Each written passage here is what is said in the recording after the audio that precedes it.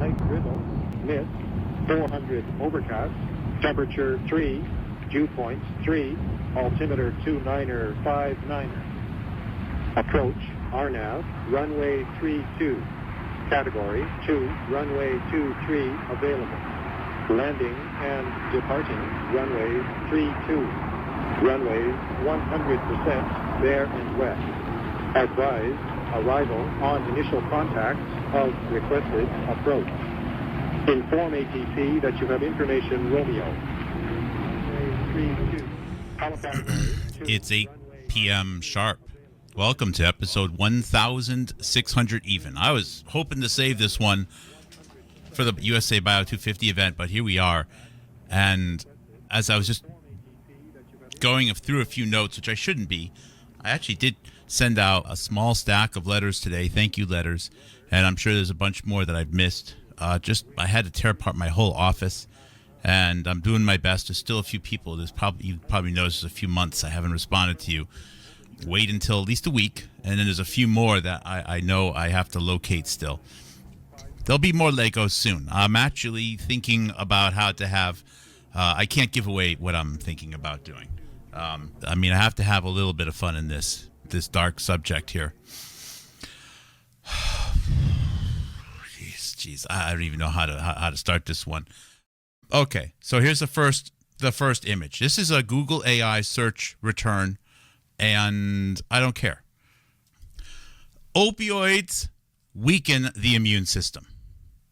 I mentioned this yesterday in a video I reposted today. Opioids weaken the immune system. Now, I'm not saying, and nor is this saying, that if you take painkillers, you're going to get sick. This does not mean that everyone reacts the same way.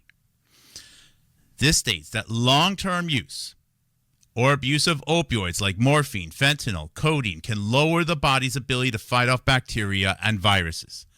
Long-term use of opioids can weaken an immune system, making you more susceptible to illnesses, flu-like symptoms, which are identical to AIDS.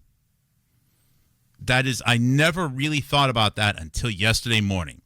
Long-term opioid use, weakened immune system AIDS. And they say AIDS is caused by the HIV virus, but the HIV virus, as they describe it, may be nothing more than a signal which is more often, but not 100% of the times, detectable in people with weakened immune systems, which sometimes might be from horrible blood transfusions, it might be from highly promiscuous sex, or other activities such as opioid abuse, which weakens the immune system.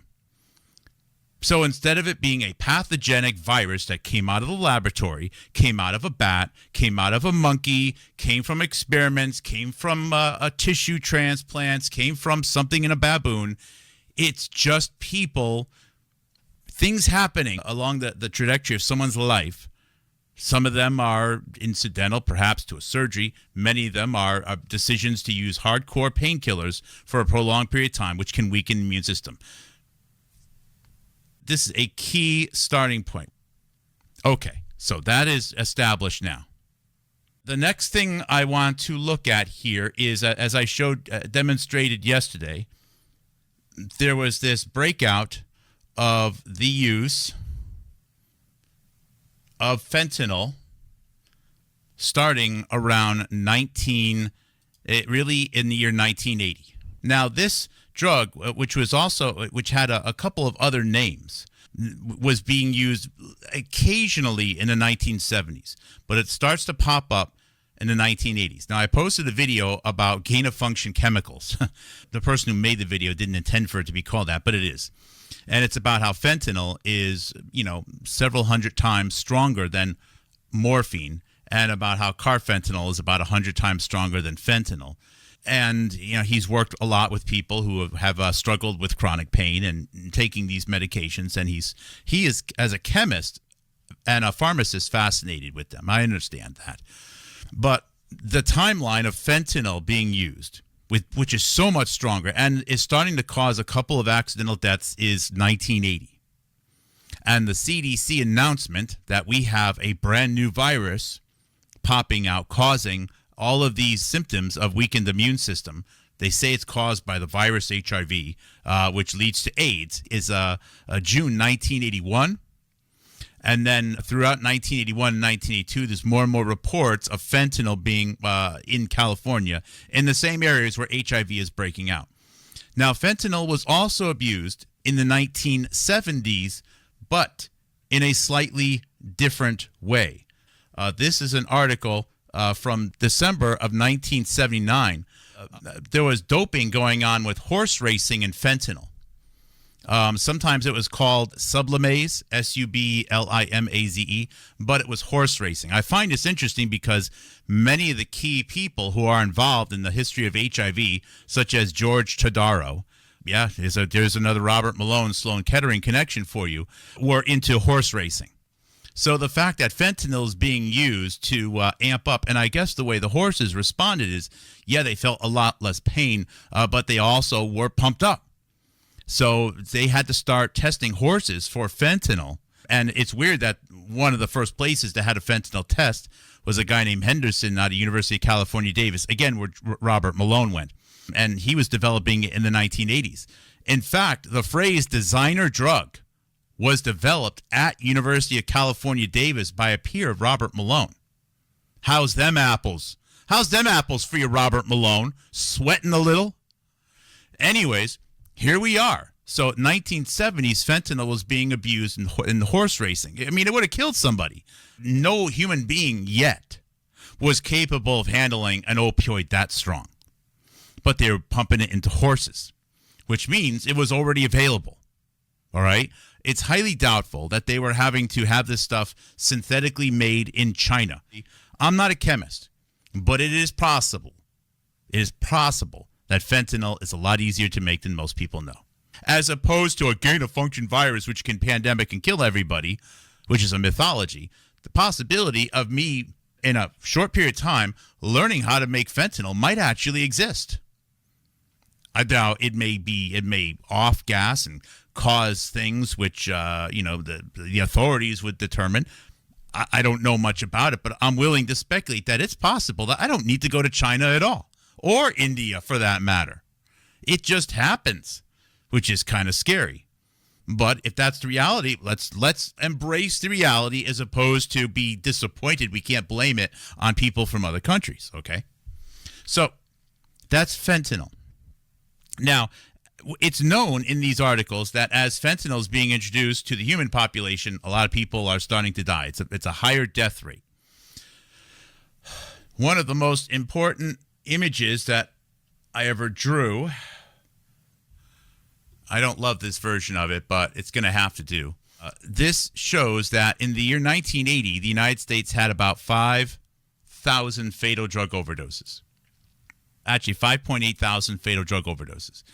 The United States in 1985, we had about 6,000 to 7,000 fatal drug overdoses. And I'm sorry, it's a compressed diagram. And in 1990, it went up to about 8,000 to 9,000 fatal drug overdoses. That's a big leap. It's like 40%, but it's not exponential. And then it really starts to take off after that. Now, if you search online, let me indulge you in this one, okay? If you go online and, hello, Mary Holland. Hope you're having a great day. Let's go to Google. And let's search for opioid overdoses USA chart. I want you to notice this. This is an important piece of metadata, okay? Every chart that you will find starts in 1998. Every single one. 1998. Sometimes they start in 2016. You know why? I'll tell you why. Because they don't want you to know how bad 1999 already was. There has been a decision by the CDC for you and I to believe, and I believe this myself even, that 1999 was somehow a baseline. They don't want you to know that 1999 was already 3 times our baseline. It was already 3 times our baseline. We were already at epidemic levels at what the new charts, which always start in 1999, refuse to suggest. These suggest that everything was fine. and then maybe Trump coming along, or everything was fine, and then China did something, or everything was fine. See? Everything was fine. These are all lies. These charts, look, it's almost made to make it look like Trump did it or something. Now, Trump didn't help it at all, really. As far as I can tell, I'd like to say he did, but I really can't. I can't point at any particular evidence. These drug boat stories, I don't even know what's in them. I don't even know if they're real at this point. I don't know. There's so much else that can be spoken about, so why not mention that first? Anyways, I did some more searching on here, and I wanted to know, okay, so we can't just assume that 2020 is the baseline because 1980 was at 6,000 a year, and year 2000 was at 19 to 20,000 a year. Similarly, it would be wrong of us to assume that 1980 is high or a baseline. Maybe 1980 was low compared to 1970s. I don't know this information. So I started searching online, and it's harder to get fatal drug overdose numbers nationwide going back to 1970 and 1960. Also, the U.S. had a lower population. Our population hasn't been exploding the way now as it used to. So you have to factor that in as well, okay? But if you dig in, you'll see that the year 1970 had about 6,000 fatal drug overdoses, 7,000. The year 1960, they think it might have been 5,000. So it's possible 1980 in this 20, 30-year journey was a little bit on the low side, but it really wasn't that much lower. But then it started to go up steadily. And this increase, starting around 1980, and it slowly starts to go up, also correlates with fentanyl coming out. Now, fentanyl overdoses, technically speaking, are few and far between in the 1980s and the 1990s. The total number of listed overdoses due to fentanyl specifically are considered low, even during those years. Now, maybe they just simply couldn't test for it, and they were putting it down as heroin or morphine or just generic and unknown. So I'll give them a little bit of rope here. I don't think that the ability to test with much specificity was just available in the 1980s and 1990s. But the total number of drug overdoses with these new drugs coming out, fatal drug overdoses, while it went up 3 times between 1980 and 2000, which is explosive, part of me thinks it could have been even worse. So that is where this chart comes into play, because HIV and AIDS also starts with fentanyl. Is it possible that we actually had a far worse drug epidemic going on than the 1980s, which was allowed because at a key moment in the addiction cycle, you could note that they had HIV and then start treating them for AIDS? And knowing how these doctors think, they need people that they can sacrifice to get data from. This makes sense. And this is why the real surge did not start in fatal drug overdoses, because they created addicts, many of which had weakened immune systems, many which would be promiscuous, many which had to seek prostitution and hence multiple partners, many which would then test positive for HIV, many which could then become AIDS. That's AIDS. The opioid epidemic, I was looking at it the wrong way.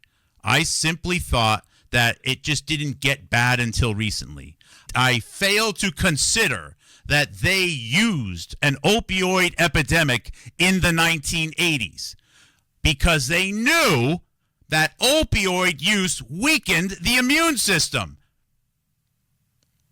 And probably more often than not, because of dysregulation of the system, allowed them to test more often than not, okay, positively for HIV, whatever the hell that is. Now, whatever this HIV thing is, even when they can isolate it, they note that it hardly ever really replicates on its own. So this theory that, they have HIV and it just replicates like mad is bullshit. That doesn't mean, though, that it doesn't exist. Just because a body perhaps makes signals, makes molecules for intercellular messaging, HIV, in more abundance in certain times of stress, that doesn't mean that just because it doesn't replicate, it's not real. That means it's still real, but what you're measuring is a weakened body. You're not measuring a pathogen. You're measuring a signal from a weakened body, a signal which perhaps if you understand the glycoproteins around whatever the RNA is inside, you might be able to repurpose for gene therapy. Well, holy cannoli. Because I just happen to know somebody whose vision was to use HIV as a way to perform gene therapy. Wow. I wonder who that person could be. Oh, I'm just on the edge of my seat. It was an Indian man named Inder Verma who suspiciously he also supposedly made Robert Malone feel very uncomfortable because he stole all his ideas. Let's see. I think it's HIV for gene therapy. HIV for gene therapy. Here's the article I wanted here. All right. Come on, where is it? This is it. New York Times, 1997. Scientists hope to use HIV to fight AIDS and other diseases. That's Robert Malone's nemesis. Not really. It's really Robert Malone's friend, the Indian Inder Verma. Inder Verma, his idea at the Salk, Inder Verma, on how to use HIV, something which I'm sure the body was creating. And maybe they thought that they could repurpose this as a way to deliver genes. And it sounds stupid. Like, why would you use a disease as a vector for the gene therapy? Well, they knew it wasn't the disease. That's why they weren't afraid of it. They knew it was being expressed by people who were sick, legitimately sick. And if many of these drug addicts were not treated for their HIV, they would have been overdose victims. But they weren't allowed. No, they're put in the hospital. Their fentanyl and their opioids are controlled.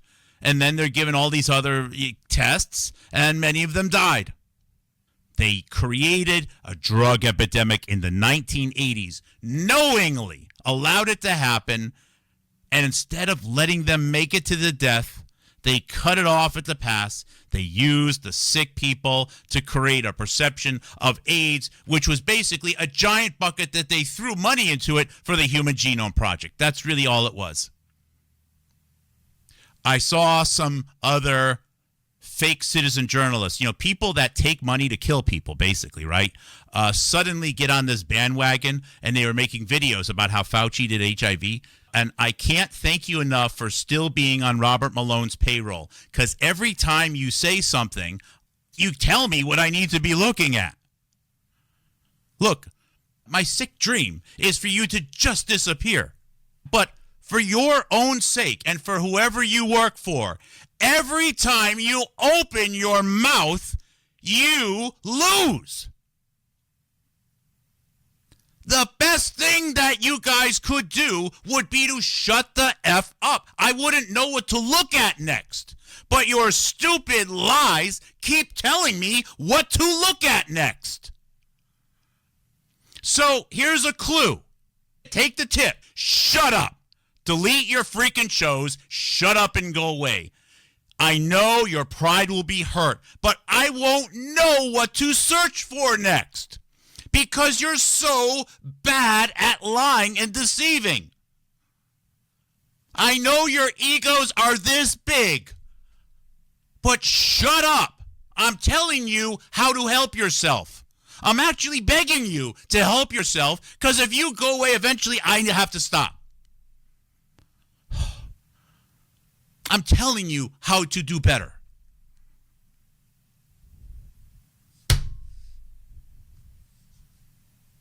Ladies and gentlemen, the AIDS epidemic. Finally.